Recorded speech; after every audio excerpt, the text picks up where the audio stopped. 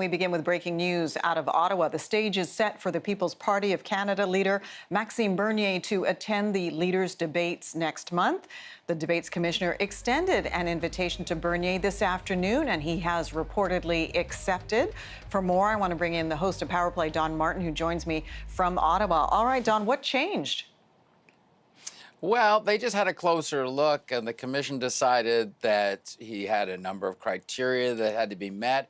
He certainly has members. He certainly has a organization, and almost every riding has a riding association under his party banner, and that's something that even the NDP doesn't have. And the candidates are there, and the fundraising apparatus is there. So you add it all up, and they decided that, well, you know, he may be one lonely MP that was elected under a different banner and now is the leader of a different party, but he meets the essence of what we're trying to do here. So I would argue these debates suddenly got a lot more lively, if not chaotic. Maxime Bernier has that effect on debates. It's going to make it really interesting. It is in many ways, and not only because he came a very close second and this close to being the leader of the Conservatives, losing out to Andrew Scheer, and what a different landscape things would probably be right now had that occurred. So who's he going to target in the debates, in your opinion? Oh, he's out for Andrew Scheer's votes.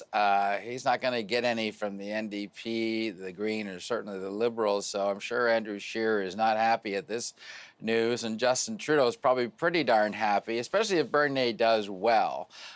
These debates attract a lot of eyeballs, and they will perhaps shift voting patterns. Right now, Bernier is a bit of a non-threat in the sense he's only 2% or so in the polls. But, you know, if he starts to get some wind in those sails, they take votes away from the Conservatives in key ridings. Look out.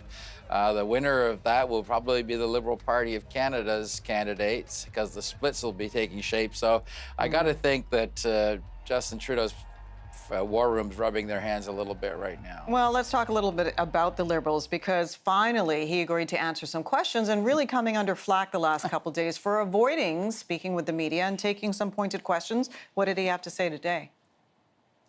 Well, he got asked it, and I suppose this is inside baseball, and the public goes, so what, boo-hoo, poor media. But the media are paying a lot of money, thousands of dollars a week, to tag along and ask the Prime Minister questions. For him to go underground for 2 days after only 3 days into the campaign was a bit odd.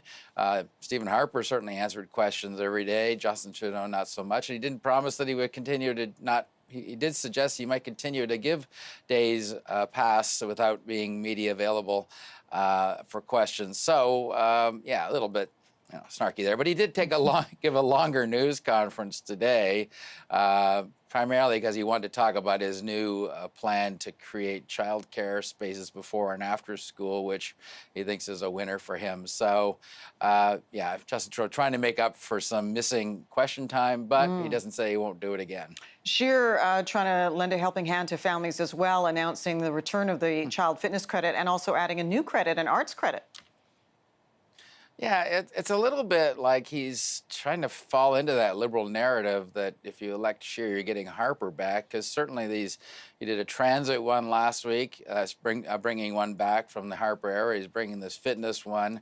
You know, what's next? The tool tax credit for carpenters and other tradespeople.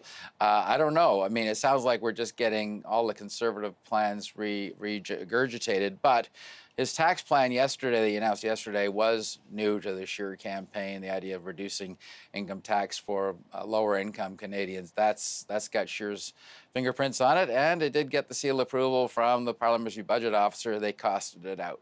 Okay, we will continue to follow updates and check in with you later today on Power Play. Thanks, Don. You bet.